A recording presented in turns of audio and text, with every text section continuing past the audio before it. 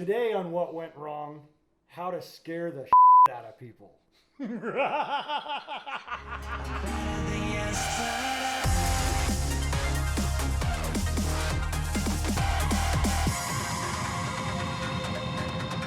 Hi, I'm Brett Mauser, and I've made over 40 feature films. Not many of them horror films. No. Though. So, I wouldn't call myself an expert on this, but mostly I can identify. I've never been a fan of horror films necessarily. Yeah. But I will say that I understand and I know what makes a good horror film. Right. But I'm not a good person to make a horror film because I learned very early on that I'm too impatient. It's why I love action films. It's why I'm a good action director. You put one of my characters at the end of a long hallway and they slowly creep down. I'll do that for about 10 seconds and I want to get to the end of the door. I don't handle that very well. I want to get in there, kick open the door and see what's in there. And I want that fast pace. So I'm not a horror director. Right. But over the years, especially with the Serial Rabbit franchise, it's a comedy series, yes. But I need to have a comprehension and understanding of horror tropes and horror cliches to be able to make fun of them and put them in there. And I remember, and I'm going to take this one away from you, but you had mentioned it when I was about to make Serial Rabbit 5. And what makes something creepy? What makes something very unsettling? Take something that doesn't belong and put it somewhere. Right. And that is where the whole opening sequence of Serial Rabbit 5 happens from, when the guy's taking out the trash, and all of a sudden there's a guy in a 6-foot bunny rabbit out in the middle of a park. Creepy as crap. Not supposed to be there. No. And then I hang on it too long, intentionally. Yeah. Because it builds that tension and it gets you up there, and then it's a Serial Rabbit movie, so it's got to go too far. It's got to go too far.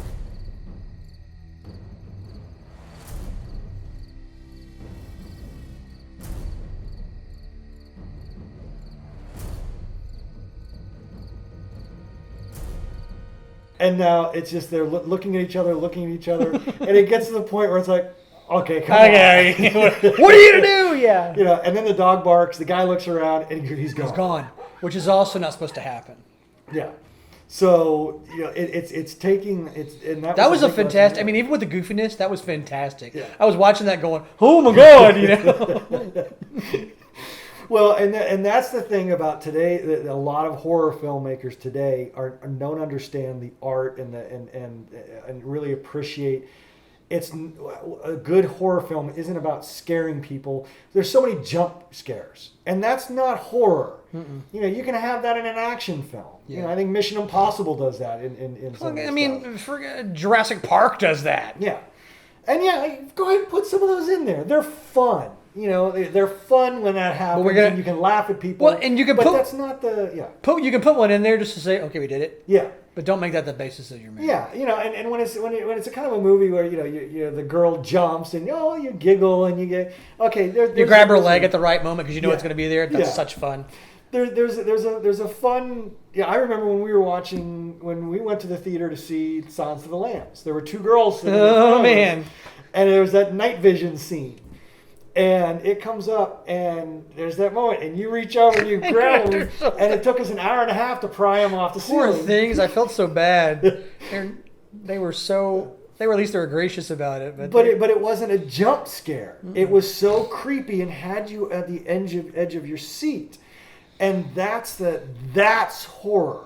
Not going, blah! Yeah. When I was growing up, my dad and I had that scare game. I'd be like, I'd be about to turn a corner and I'd see my dad coming, jump around the corner, wait for him.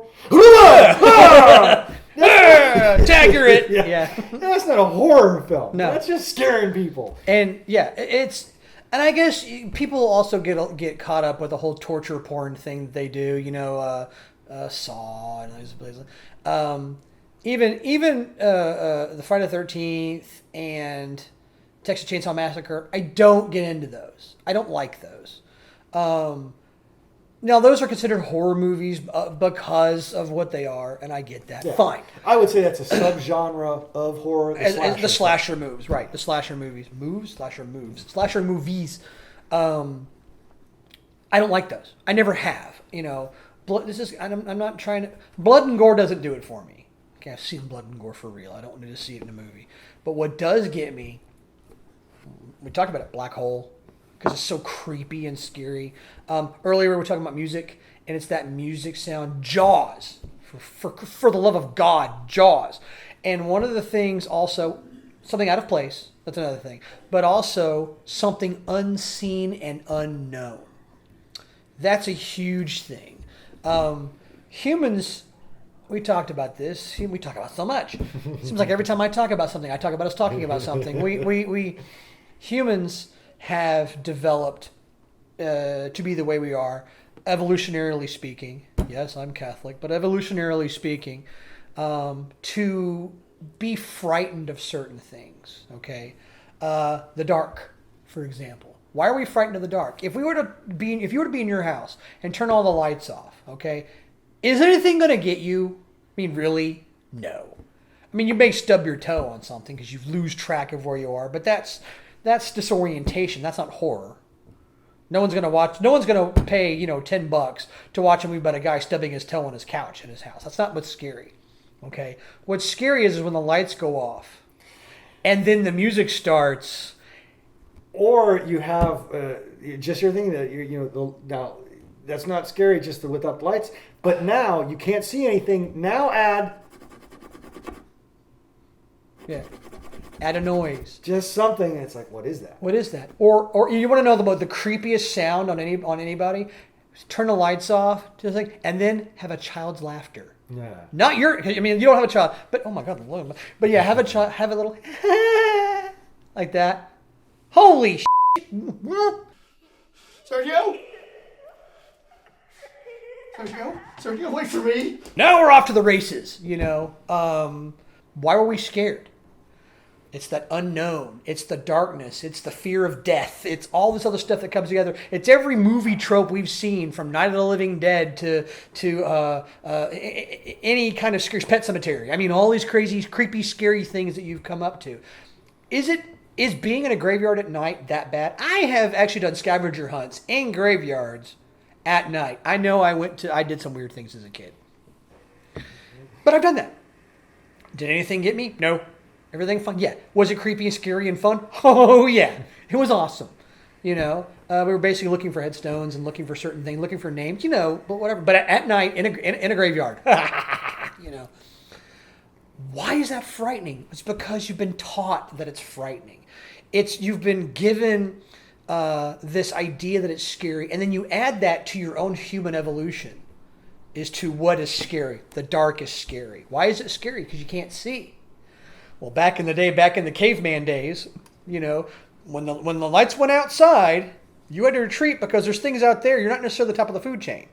Why are those weird noises bad for you? We talked about nails on a chalkboard. Why are nails on a chalkboard bad?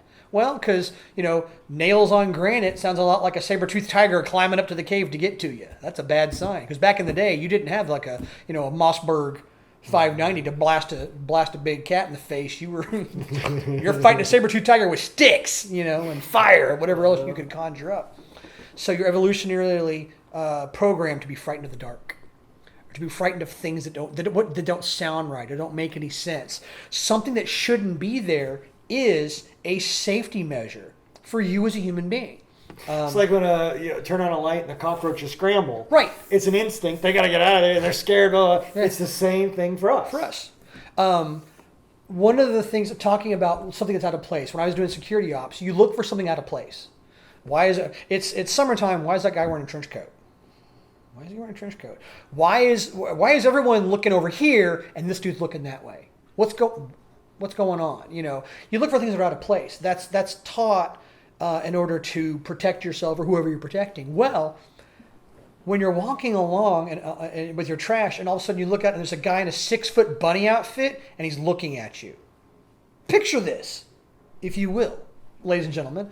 There's a dude in a 6-foot bunny outfit, or a 6-foot dude, or a 6-foot bunny outfit standing there, just looking at you. And there's no one else out there, and he's just looking at you. He's just looking at you. And you're looking at him, and he's looking at you. He's obviously staring right at you. And a dog barks. You turn around, you look back, and he's gone. You know, what? And the hair on the back of your neck should start standing up because that's a big thing. Now, in the movie, you made it funny because you held it too long. But imagine, if you will, that same scene, and instead of a bunny, it's just a person, but you can't see his face. And then the longer you look at him, you realize he's too tall, or his arms are too long, or something's not right, or his face doesn't look right. You know, why is it you see a lot of these horror things where the people's face distorts? Ghost Whisperer, one of my favorite TV shows. I mean, Jennifer Love Hewitt, my God, girl. But I mean, some of the stuff they do because things are out of place. Things don't make sense. Things are not where they're supposed to be. Things come and go. Noises come and go. Visions and it's creepy and frightening because it's out of place. One of the most terrifying things is to have things out of place. You know, not just in case you have OCD. Darkness, sounds, the kids' laughter. One of the most terrifying. It's well known. It's actually there's a internet meme about it. What's the most beautiful sound you hear? A child's laughter, unless you don't have kids and you're at home alone and the lights are out. Changes it just like that, right? You know, it's like you reach your hand down and your dog is licking your fingers, except you don't have a dog. What? You know, it's that stuff that's not right. That is what makes good horror for me. I could talk about this stuff. I don't want to, but I could talk about this stuff because it's the kind of creepy, scary, out of place, foreboding, that dark musical score that comes along with it. That's the horror I love. Not the jump scare, not the blood and guts, not the torture porn, you know. If I wanted to see that stuff, I'd freaking go to Mogadishu. It's just that overbearing, something is out there you can't see. It's a foreboding. Yeah. It's the hair on the back of your neck standing up. It's that cold chill. It's that creepiness, you know. So almost a powerlessness, you know, and it kind of comes down to what Hitchcock used to say about the bomb under the table. If you want to create suspense, you can have two people sitting on a train and they're having a conversation, and then the bomb goes off and everyone on the train dies. But you want to build suspense, have them talking, then pan underneath and show the bomb under the table and come back up. Yeah. Now you know, oh crap. Okay. You know, but you can't warn them. You can't, you just got to sit there and wait. Sit there and wait for it to happen. And that's what you need to, you just drop those hints. Something's wrong. Yeah. Something's going on. Something's out of place. There's a show called Japanese Horror Stories. It's called, I'm going to make sure I get it right, Yamashibai. Okay, and it's the tradition of Kamashibai, which is like a person with paper figures telling a story. Okay, and they're like it's called Yamashibai Japanese short stories, and they're like 2, 3, 4 minutes long. Some of the most some of the best horror stories I've ever seen. Okay, and it's told, and you're almost like you're looking at, it's animated, but it's like almost like paper animated, like you actually have a guy telling these stories like that. And the stories aren't good because the animation is good or because it takes a long time to set it up. It's because it presents these stories and something's out of place, something's not right, something's happening, and you're watching these characters deal with this whatever. And it's quick, happens fast, and every one of them is just creepy as can be. And so you don't have to have the blood, the gore. I mean, you can. You don't have to have the blood, the gore, but I mean, like The Shining, one of my favorite horror movies ever. There's one scene with any real blood, other than the elevators, is when Scatman Carruthers gets the axe in the chest. Which, oh my God, really, guys? Got to kill the black guy. But that's really the only blood you see in the whole movie. One person dies. Well, two, but I mean, in the whole thing.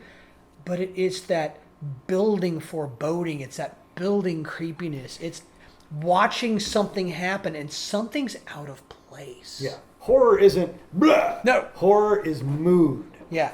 It's feeling. It's that suspense. It's that uneasy, like we said, uneasy feeling. But I would say more a horror film is about mood, not about scaring you. Yeah. Because anybody just drop the music, drop all audio for a couple seconds, then come back in with a blah. Of course you're gonna get scared. Yeah, there's no skill. That's a in startle. That. Yeah. There's no skill in that. I want Right. I want you going home and not being able to sleep that night. I want you to cover up and pull the blankets up over your head because you don't want the devil to come after you. I want the kind of fear and the kind of thing to where you sleep with your lights on for a month because you never know what's going to happen. You never know what's going to come for you because we're coming for you. That's the kind of horror I want. It's that kind of all-encompassing. I'm not scared about Jason following me home and killing me with a machete. I've got a shotgun. I have a shotgun, a rifle, and a pistol, and that's in my truck. Seriously, Jason? Bring it, I'm not scared about someone invading my house. Oh, really? Come on in. The water's fine. It doesn't frighten me. But you shut my lights off and then give me that little baby. What the hell? You have the lights go off and all of a sudden hear something you shouldn't hear, or have the dog, or what was it? Have the dog next to you, but then also you feel the dog at your feet or something. Something out of place, something not where it's supposed to be. That is what horror is, and that's what you as a filmmaker should be doing. Not the jump scare, not the slasher, not the blood and death. Okay, watch a war movie for blood and death. Yeah, if you want to make a horror film, don't scare people. Control their moods and emotions. Hi, I'm Brett Mauser, and I wrote the book on how to make a movie with no money. And here it is. See, it's got pictures and everything. So head on over to our website, notsosane.com, and get your digital or paperback copy today.